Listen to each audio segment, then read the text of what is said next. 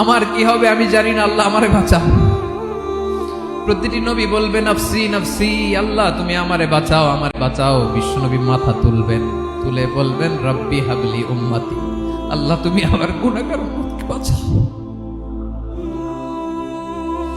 এই দুনিয়ার বুকে রব্বুল আলামিন সব নবীকে একটা করে দাওয়া মুস্তাজাবা দিয়েছেন, মানে যে দোয়া করলে কবুল হয়ে যায় সাথে সাথেই।